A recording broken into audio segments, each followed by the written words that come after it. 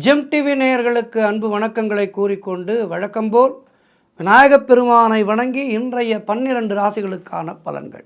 இன்று 10/9/2025 விஸ்வாவசு வருடம் ஆவணி மாதம் 25ஆம் நாள். இன்றைய சூரிய உதயம் காலை 5:58 சூரிய அஸ்தமனம் மாலை 6:14 இன்றைய ஆதிக்க கிரகம் புத பகவான். வழிபட வேண்டிய தெய்வம் பெருமாள் வழிபாடு செய்ய வேண்டும். மேலும் இன்றைய விசேஷம் சங்கடகர சதுர்த்தி. இன்றைய நல்ல நேரம் காலை 9 மணி முதல் 10:30 மணி வரை, மாலை 4:45 மணி முதல் மாலை 5:45 மணி வரை. இன்றைய ராகு காலம் மதியம் 12 மணி முதல் 1:30 மணி வரை, யமகண்டம் காலை 7:30 மணி முதல் 9 மணி வரை, குளிகை நேரம் காலை 10:30 மணி முதல் மதியம் 12 மணி வரை. இன்றைய சுபகோரை புதன் கோரை நேரம் காலை 6 மணி முதல் 7 மணி வரை. இந்த நேரத்திலே கலை மற்றும் கல்வி எழுத்து தொடர்பான வேலைகளை தொடங்கலாம்.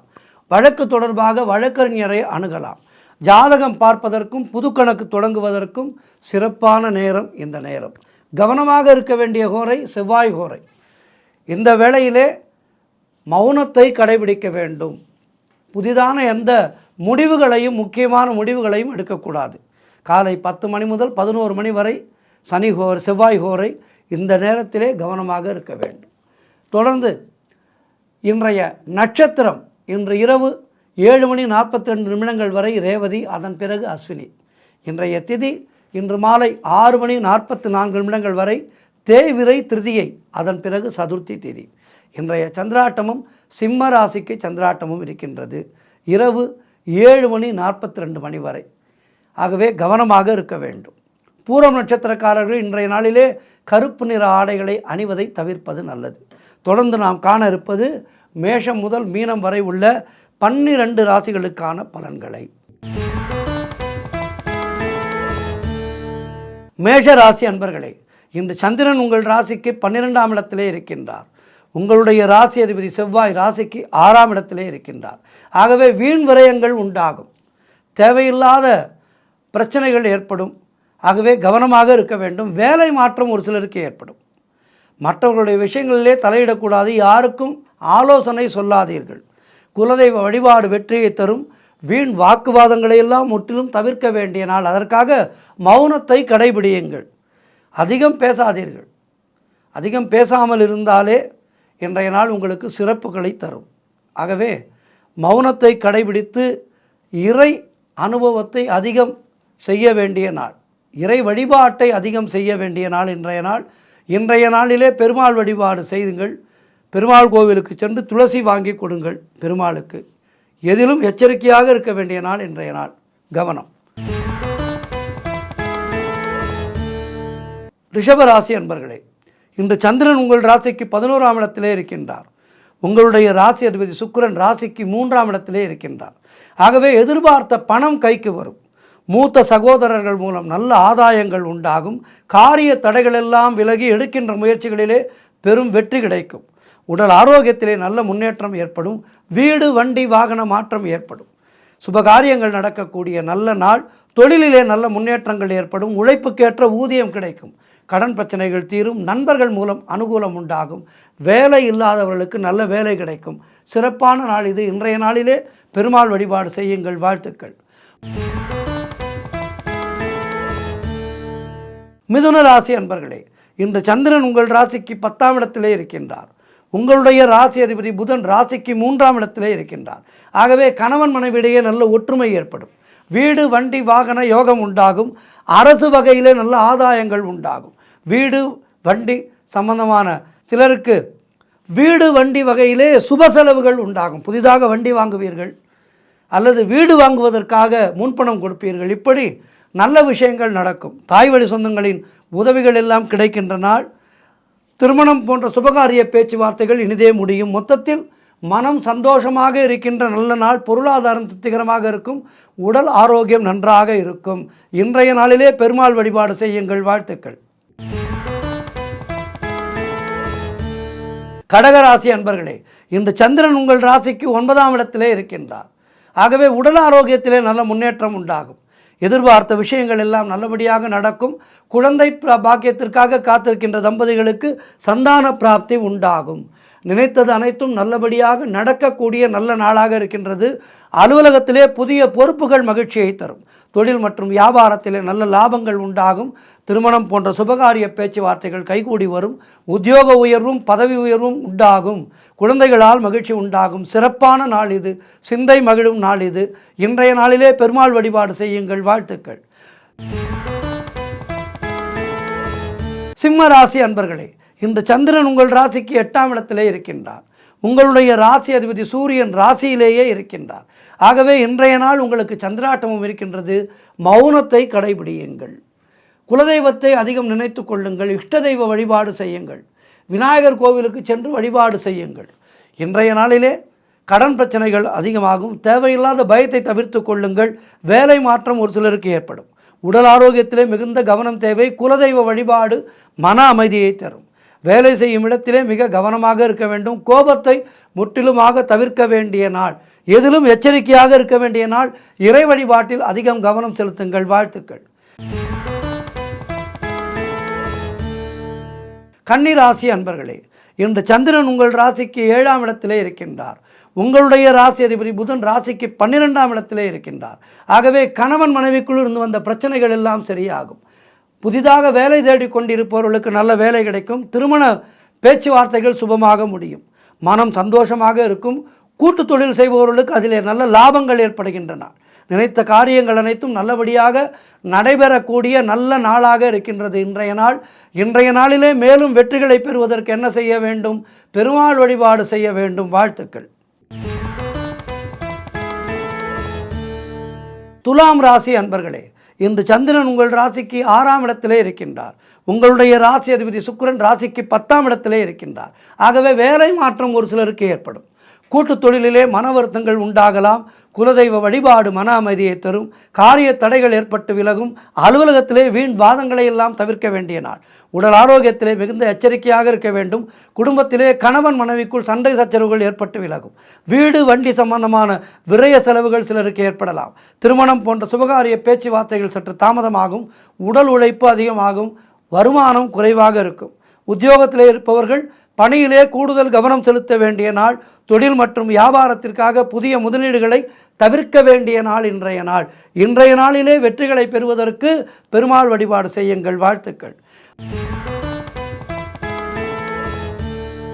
விருச்சிக ராசி அன்பர்களே, இன்று சந்திரன் உங்கள் ராசிக்கு 5ஆம் இடத்திலே இருக்கின்றார்.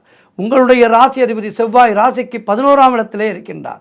ஆகவே குழந்தை இல்லாதவர்களுக்கு குழந்தை பாக்கியம் உண்டாகும். பெயரும் புகழும் கிடைக்கக்கூடிய நல்ல நாள். சுபகாரியங்கள் கைகூடி வரும். புதிதாக வேலை தேடிக் கொண்டிருப்பவர்களுக்கு நல்ல வேலை கிடைக்கும்.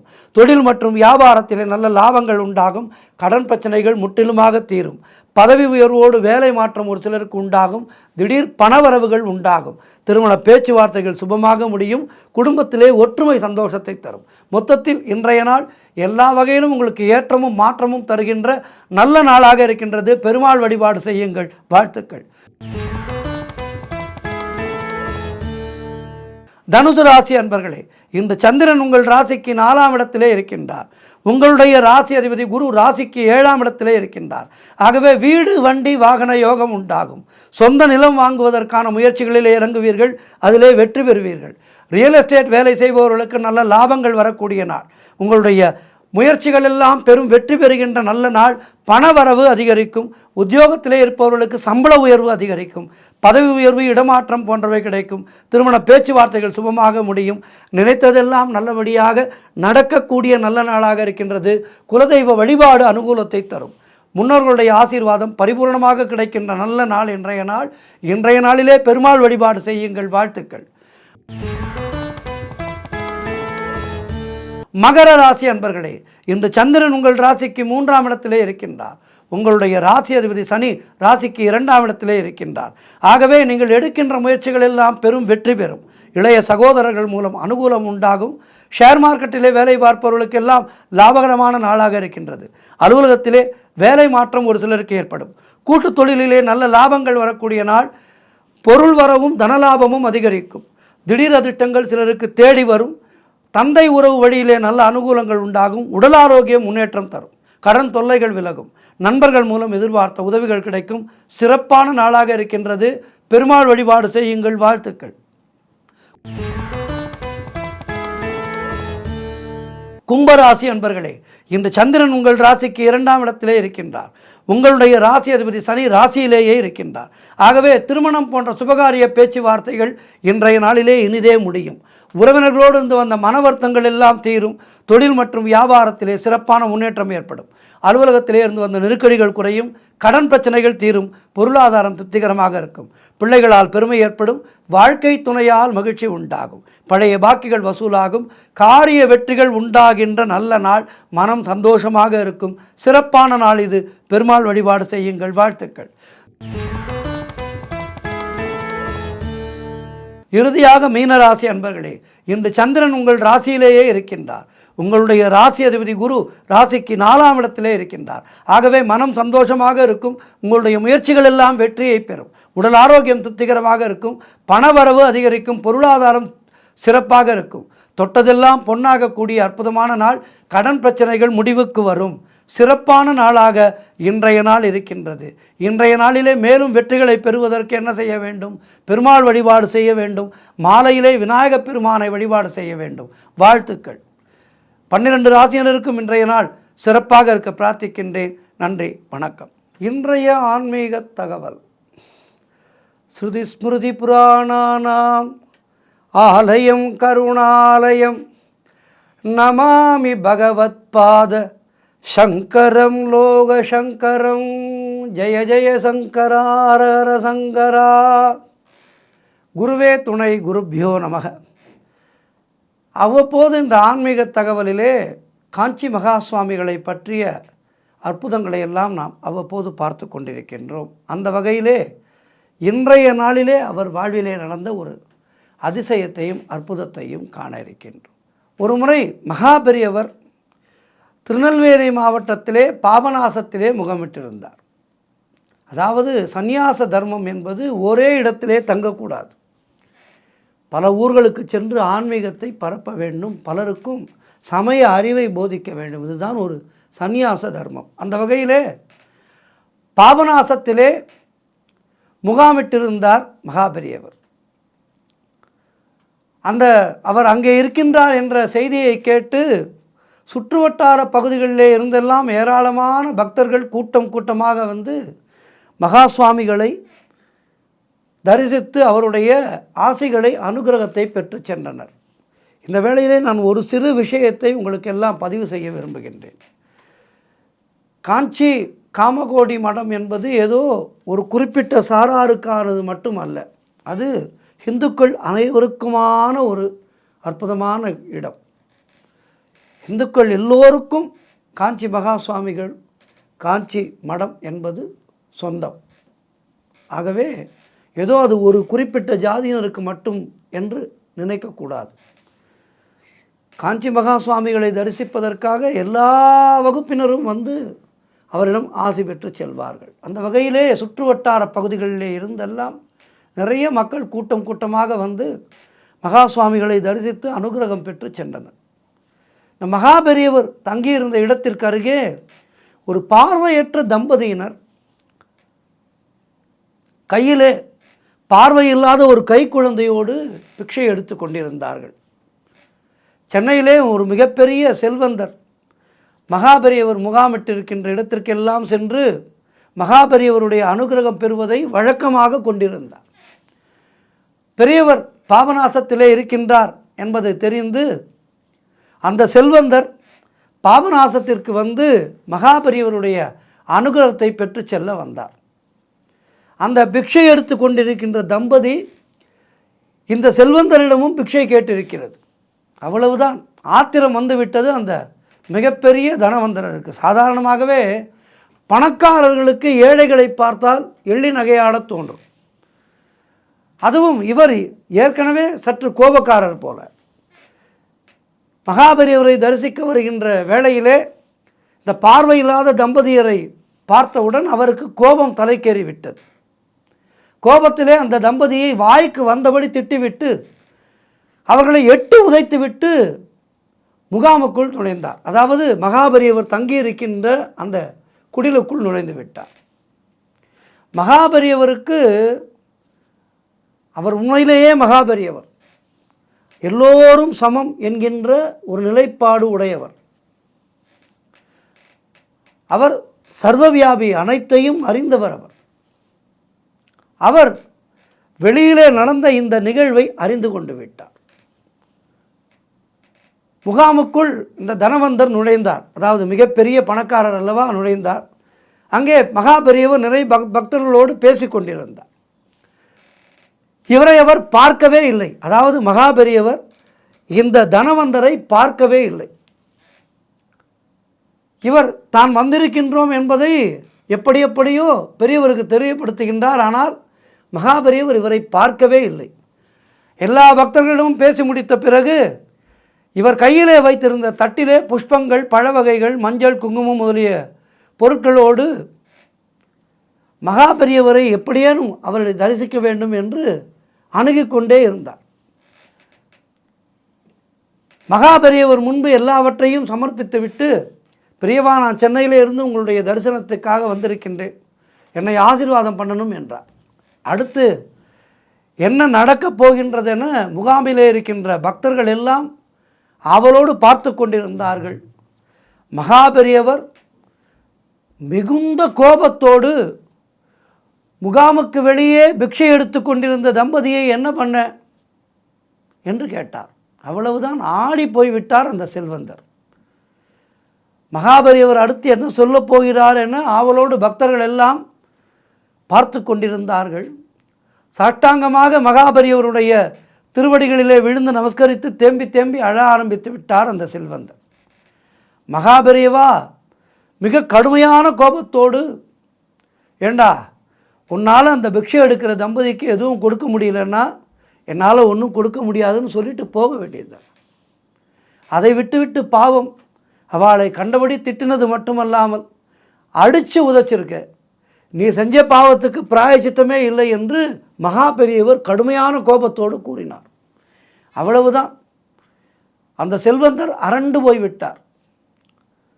நான் பெரிய பாவம் பண்ணிட்டேன் பெரியவா, செஞ்ச பாவத்துக்கு பரிகாரமே இல்லையா என்று அழ ஆரம்பித்து விட்டார். மகாபெரியவர் சற்றே மனம் இறங்கினார். இந்த பாபநாசத்தில் இருக்கிற பாப விநாசேஸ்வர சுவாமியை இப்போவே போய் வணங்கு, அங்கே உன்னுடைய பாவத்துக்கு பரிகாரம் தேடிக்கோ என்று சொல்லிவிட்டார். அடுத்த நொடியே பாப விநாசேஸ்வரரை அந்த கோவிலுக்கு சென்று அங்கே இருக்கின்ற மூர்த்தியை வணங்கினார்.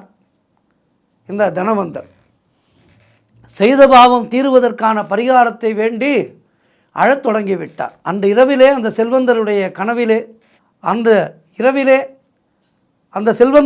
கனவிலே பாப விநாசேஸ்வர சுவாமியினுடைய உருவத்திலே மகாபெரியவாளே தரிசனம் தந்தார். நீ உன் காலால் எட்டி உதைத்து அடித்த அந்த பார்வையற்ற பிக்ஷை எடுக்கும் தம்பதிக்கு எந்த விதத்திலாவது உபகாரம் செய், அதுவே நீ செய்த பாவத்துக்கு பரிகாரமாகும் என்று கூறிவிட்டு மறைந்து விட்டார். அடுத்த நாள் காலையிலே அந்த தம்பதியினர் பிக்ஷை எடுக்கின்ற இடத்துக்கு சென்றார்.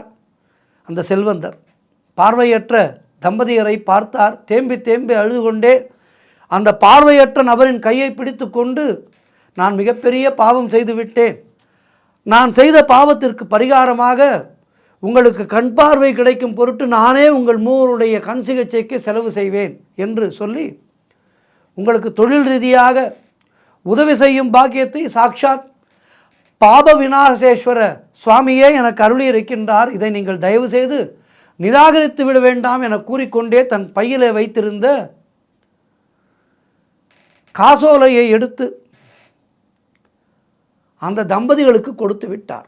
ஒரு மாதம் தன்னுடைய சென்னை வீட்டிலே தங்க வைத்து அவர்களுக்கு பார்வை கிடைப்பதற்கு உண்டான முழு செலவையும் அந்த தனவந்தரே ஏற்றுக்கொண்டு அந்த தம்பதியினர் மகாபெரிவாளின் அருட்கடாட்சத்தோடு எந்தவிதமான குறையுமின்றி சகலவிதமான செல்வங்களோடு எகிப்து நாட்டிலே வசித்து வந்து கொண்டிருப்பதாக செய்தி. பிக்ஷை எடுத்த தம்பதியை பெரும் செல்வந்தராக மாற்றிய மகாபெரிவாளுடைய அற்புதங்களை வார்த்தைகளால் வர்ணிக்க முடியாது. ஆகவே சந்நியாச தர்மம் என்றால் என்ன? எங்கோ இருக்கின்ற ஏழைக்கும் அருள் புரிவதுதான் சந்நியாச தர்மம். அந்த வகையிலே காஞ்சி மகா சுவாமிகள் தான் இருந்த காலம் வரையிலும் கருணையோடு பிறருக்கு உதவுவதையும் பிறருக்கு தன்னாலே என்ற நன்மைகளை செய்வதையும் தன்னுடைய கடமையாக கொண்டு சந்நியாச தர்மப்படியே வாழ்ந்தார். அதனால்தான் அவர் சித்தியான பிறகும் அவருடைய அந்த அருட்கடாட்சமானது நமக்கெல்லாம் கிடைத்து கொண்டிருக்கின்றது.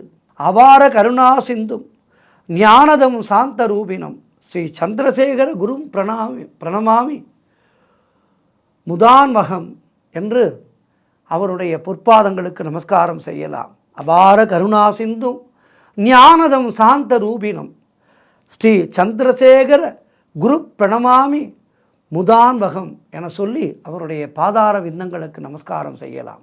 குருபியோ நமக. குருவே துணை. நன்றி, வணக்கம்.